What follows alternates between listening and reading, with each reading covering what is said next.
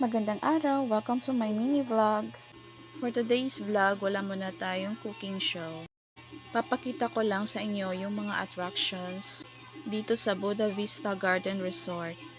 Sa sobrang lamig ng panahon, ang sarap maglibot-libot dito sa kanilang garden resort. Magagandang tanawin ang makikita mo dito sa paligid. Ang sarap-sarap maglibot dito sa garden resort nila.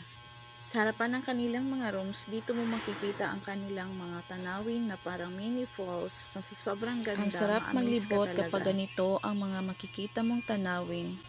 Parang mawala lahat ng mga iniisip mong mga stress.